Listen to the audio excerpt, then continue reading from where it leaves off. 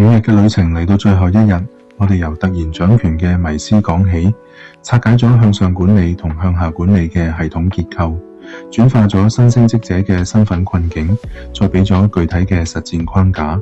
今日我哋要做嘅係整合，將呢啲知識內化為你獨特嘅管理風格。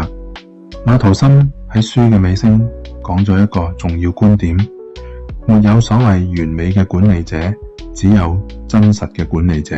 你唔使扮演一個角色，你只需要成為一個能夠同時照顧上級期望同下級需要嘅樞紐。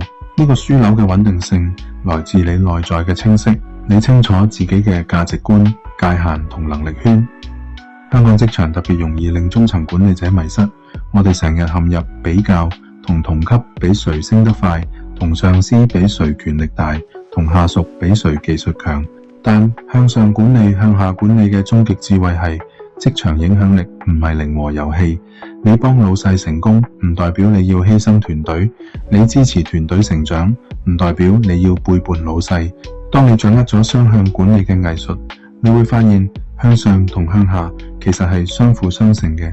一個受老細信任嘅經理，更能為團隊爭取資源；一個受團隊愛戴嘅經理，更能說服老細接受現實限制。點樣知道自己已經內化咗呢套框架？有幾個信號。第一，你不再驚見到老細，而係會主動諗我可以點樣令佢今日輕鬆啲。第二，你不再老下屬犯錯，而係會諗呢個錯誤可以轉化為咩學習機會。第三，你不再覺得自己係夾心餅，而係覺得自己係翻譯員，將高層嘅策略翻譯為團隊嘅行動，將團隊嘅前線智慧翻譯為高層嘅決策參考。具體嚟講，我建議你建立個人嘅雙向管理儀表板，用記事簿或者 Excel， 每月底問自己幾個問題：過去1個月，我有冇主動同老細更新過進度？定係淨係等佢問？我嘅團隊成員當中，邊個需要多啲挑戰？邊個需要多啲支持？我有冇成功為團隊擋住個唔合理嘅要求？定係我成為咗壓力嘅傳聲筒？我嘅下屬有冇喺我面前講過真話？定係淨係講我想聽嘅嘢？呢啲問題冇標準答案，但持續咁問，你會建立一種管理覺察，你會開始自動化咁觀察關係嘅動態，而唔係被動咁回應事件。呢個就係由突然掌權進化到從容掌權嘅關鍵。馬圖森強調，管理係一場馬拉松，而唔係短跑。你會有做錯決定嘅時候，會有同老細頂撞嘅時候，會有下屬令你好失望嘅時候。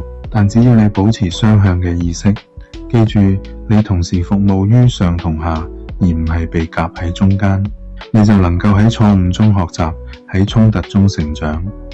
對於香港職場人，我想特別強調一點，我哋成日覺得要適應環境，但向上管理同向下管理其實係一種溫柔嘅改變。當你同老細建立咗良好嘅溝通模式，你其實係喺改變佢嘅管理方式。當你同團隊建立咗開放嘅文化，你其實係喺改變組織嘅運作邏輯。你一個人可能改變唔到成間公司，但你絕對可以改變你同直接相關嘅人嘅互動質素。最後送返馬圖森嘅一句金句俾大家：你嘅職業生涯不應該係一場生存遊戲，而應該係一場意義建構嘅旅程。向上管理令你嘅工作更有影響力，向下管理令你嘅領導更有溫度。兩者結合，你就唔再係埋頭苦幹冇人理嘅苦主，而係承上啟下左右逢源嘅職場建築師。今日嘅覺察提問係：經過呢5日，你覺得自己最需要調整嘅係向上定係向下嘅策略？具體嚟講，你會喺邊個互動模式上做出第一個改變？記住，改變唔需要轟轟烈烈，只需要喺下一次同老細或者下屬互動時，運用我哋講過嘅一個小技巧，可能係主動問多一句你最近點，可能係提前匯報多一步，可能係喺責怪之前先問原因。職場生涯好長，管理係一種修行。